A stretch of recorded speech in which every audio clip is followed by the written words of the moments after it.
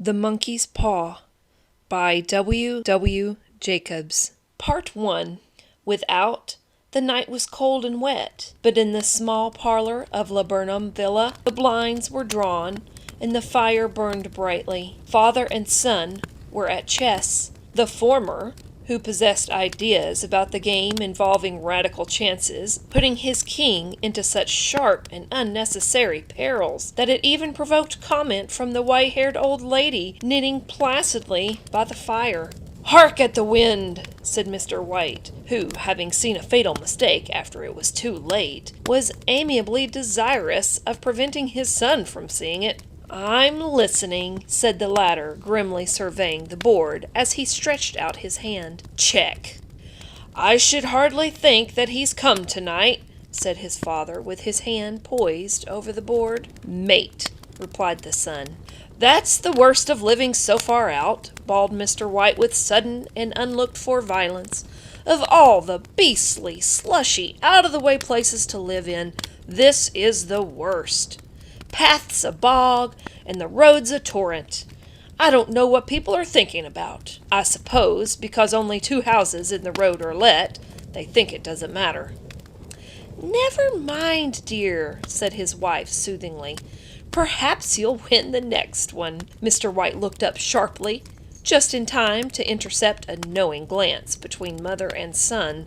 The words died away on his lips, and he hid a guilty grin in his thin gray beard. "There he is," said Herbert White, as the gate banged to loudly, and heavy footsteps came to the door. The old man rose with hospitable haste, and opening the door, was heard condoling with the new arrival. The new arrival also condoled with himself, so that Mrs. White said and coughed gently as her husband entered the room, followed by a tall, burly man, beady of eye and rubicund of visage. "Sergeant Major Morris," he said, introducing him. The sergeant major took hands, and taking the proffered seat by the fire, watched contentedly as his host got out whiskey and tumblers, and stood a small copper kettle on the fire. At the 3rd glass his eyes got brighter, and he began to talk, the little family circle regarding with eager interest this visitor from distant parts, as he squared his broad shoulders in the chair and spoke of wild scenes and doughty deeds, of wars and plagues and strange peoples. 21 years of it," said Mr. White, nodding at his wife and son. "When he went away, he was a slip of a youth in the warehouse. Now look at him." "He don't look to have taken much harm," said Mrs. White politely. "I'd like to go to India myself," said the old man. "Just to look around a bit, you know." "Better where you are," said the sergeant major, shaking his head. He put down the empty glass and, sighing softly, shook it again. "I should like to see those old temples and fakirs and jugglers," said the old man. "What was that you started telling me the other day about a monkey's paw or something, Morris?" "Nothing," said the soldier hastily. "Leastways, nothing worth hearing." "Monkey's paw?" said Mrs. White curiously. "Well, it's just a bit of what you might call magic, perhaps," said the sergeant major offhandedly. His 3 listeners leaned forward eagerly. The visitor absent-mindedly put his empty glass to his lips, and then set it down again. His host filled it for him again. "To look at," said the sergeant major, fumbling in his pocket, "it's just an ordinary little paw, dried to a mummy." He took something out of his pocket and proffered it. Mrs. White drew back with a grimace, but her son, taking it, examined it curiously. "And what is so special about it?" inquired Mr. White, as he took it from his son, and having examined it, placed it upon the table. "It had a spell put on it by an old fakir," said the sergeant major, "a very holy man. He wanted to show that fate ruled people's lives, and that those who interfered with it did so to their sorrow. He put a spell on it so that 3 separate men could each have 3 wishes from it." His manners were so impressive that his hearers were conscious that their light laughter had jarred somewhat. "Well, why don't you have 3, sir?" said Herbert White cleverly. The soldier regarded him the way that middle age is wont to regard presumptuous youth. "I have," he said quietly, and his blotchy face whitened. "And did you really have the 3 wishes granted?" asked Mrs. White. "I did," said the sergeant major, and his glass tapped against his strong teeth. "And has anyone else wished?" persisted the old lady. "The first man had his 3 wishes, yes," was the reply. "I don't know what the first 2 were, but the 3rd was for death. That's how I got the paw." His tones were so grave that a hush fell upon the group. "If you've had your 3 wishes, it's no good to you now then, Morris," said the old man at last. "What do you keep it for?" The soldier shook his head. "Fancy, I suppose," he said slowly. "I did have some idea of selling it, but I don't think I will. It has caused me enough mischief already. Besides, people won't buy. They think it's a fairy tale, some of them, and those who do think anything of it want to try it first and pay me afterward." "If you could have another 3 wishes," said the old man, eyeing him keenly, "would you have them?" "I don't know," said the other. I don't know." He took the paw, and dangling it between his forefinger and thumb, suddenly threw it upon the fire. White, with a slight cry, stooped down and snatched it off.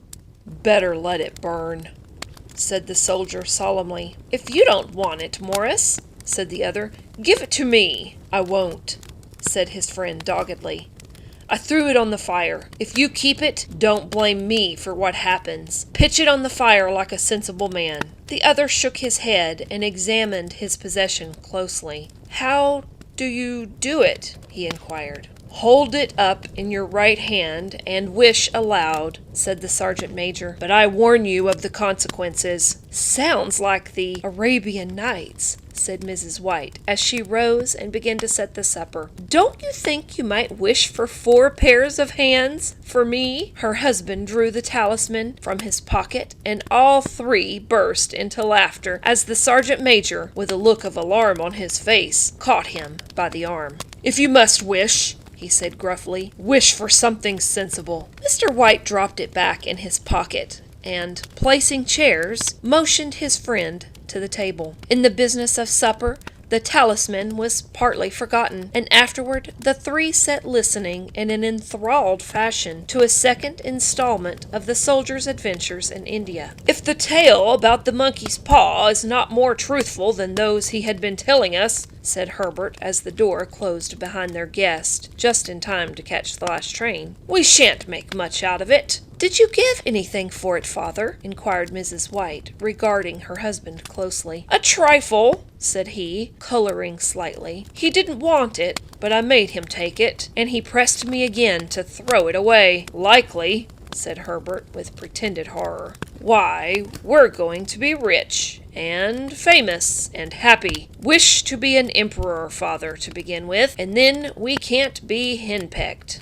He darted around the table, pursued by the maligned Mrs. White, armed with an antimacassar. Mr. White took the paw from his pocket and eyed it dubiously. "I don't know what to wish for, and that's a fact," he said slowly. "It seems to me I've got all I want." "If you only cleared the house, you'd be quite happy, wouldn't you?" said Herbert with his hand on his shoulder. "Well, wish for 200 pounds then.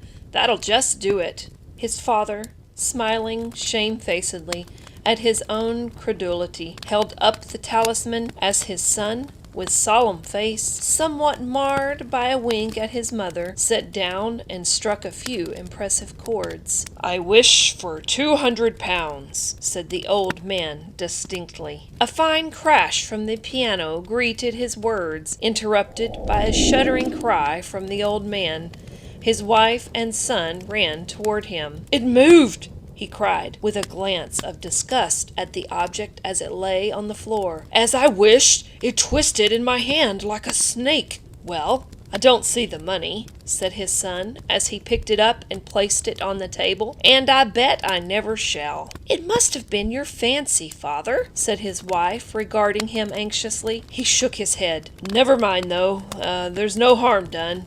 But it gave me a shock all the same." They sat down by the fire again while the two men finished their pipes. Outside, the wind was higher than ever, and the old man stared nervously at the sound of a door banging upstairs. A silence unusual and depressing settled on all three, which lasted until the old couple rose to retire for the rest of the night. "I expect you'll find the cash tied up in a big bag in the middle of your bed," said Herbert, as he bade them good night, "and something horrible squatting on the top of your wardrobe, watching you as you pocket your ill-gotten gains." He sat alone in the darkness, gazing at the dying fire, and seeing faces in it. The last was so horrible and so simian that he gazed at it in amazement. It got so vivid that, with a little uneasy laugh, he felt on the table for a glass containing a little water to throw over it. His hand grasped the monkey's paw, and with a little shiver he wiped his hand on his coat and went up to bed. Part 2.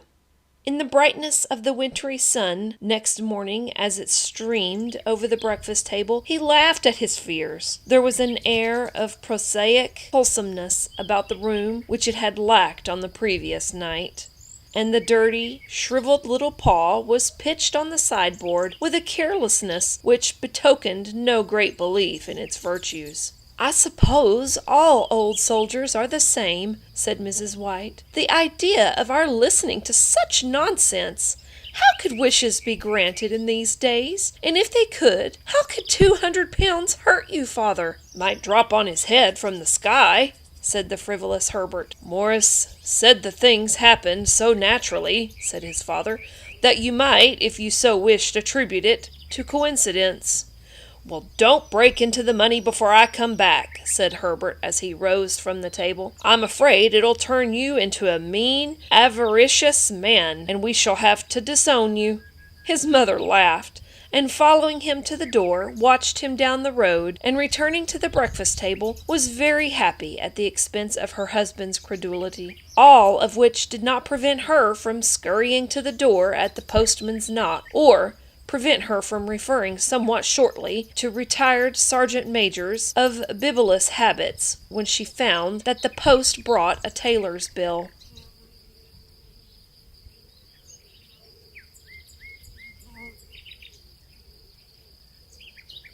"Herbert will have some more of this funny remarks, I expect, when he comes home," she said as they sat at dinner.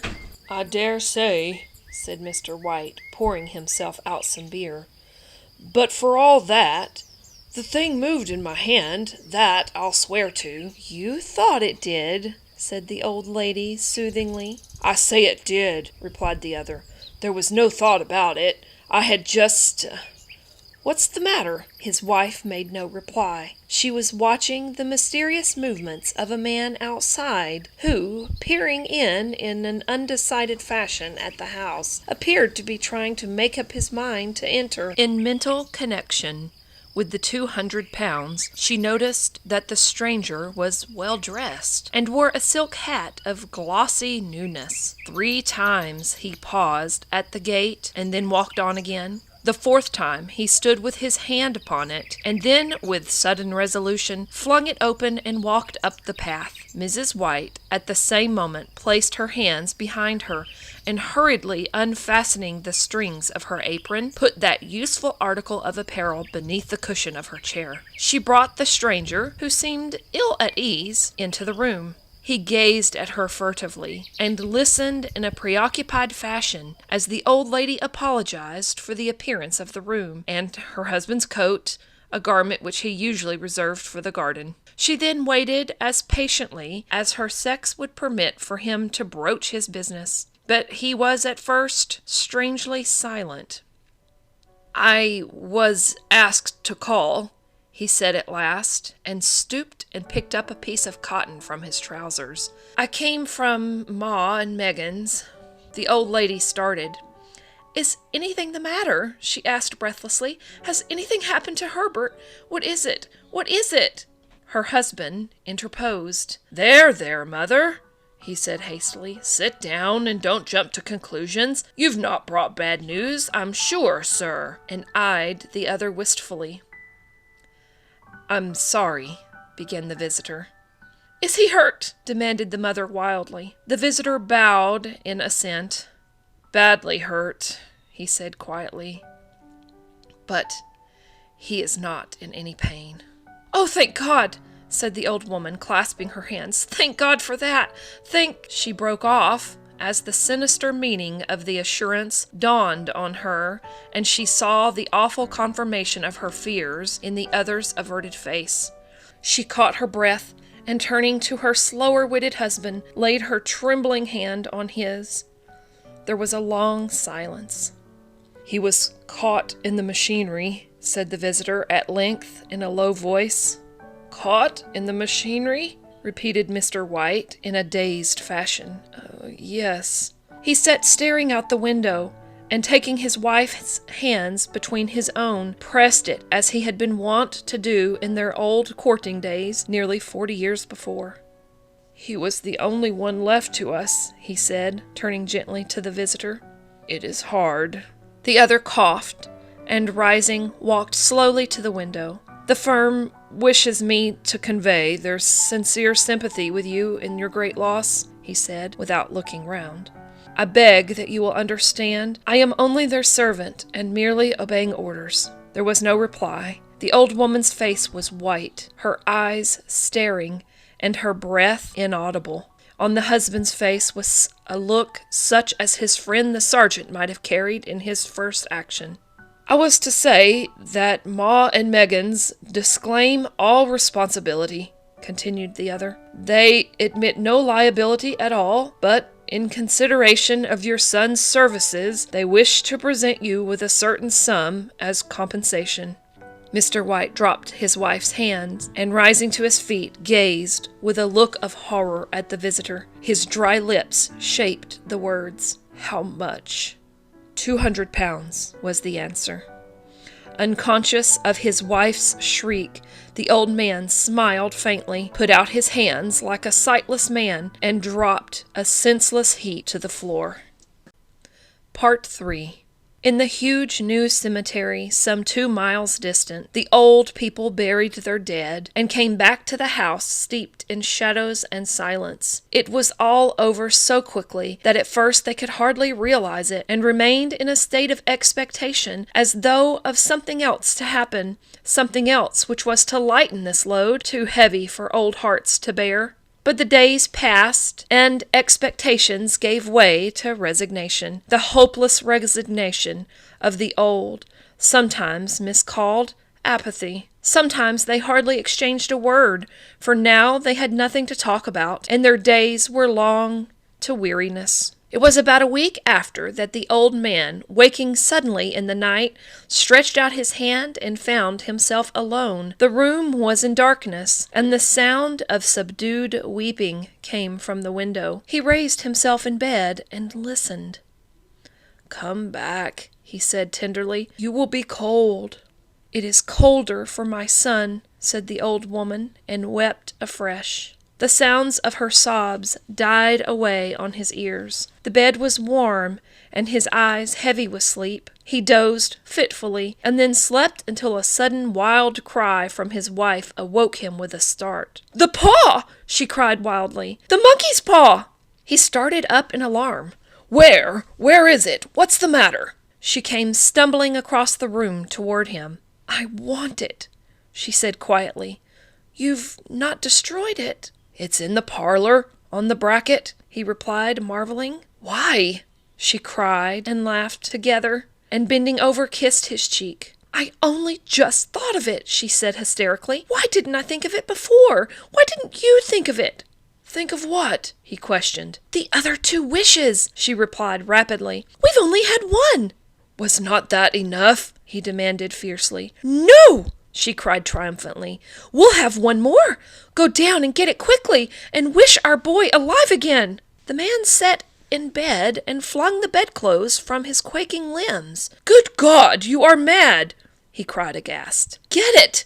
she panted. "Get it quickly and wish— Oh, my boy! My boy!" Her husband struck a match and lit the candle. "Get back to bed," he said unsteadily. "You don't know what you are saying."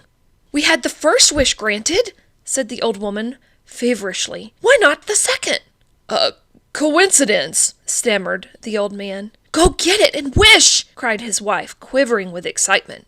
The old man turned and regarded her, and his voice shook. "He has been dead 10 days, and besides, I would not tell you else, but I could only recognize him by his clothing.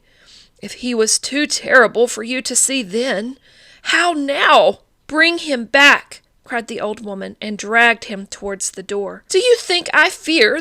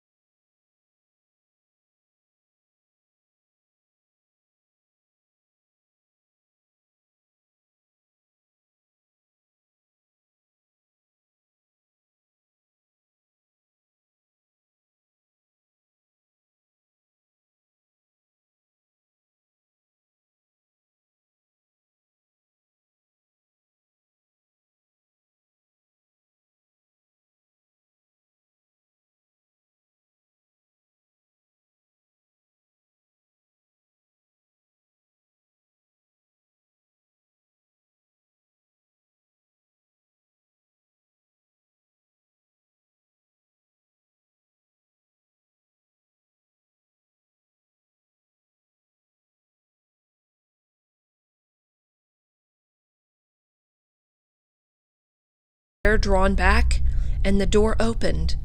A cold wind rushed up the staircase, and a long, loud wail of disappointment and misery from his wife gave him the courage to run down to her side, and then to the gate beyond. The street lamp, flickering opposite, shone on a quiet and deserted road.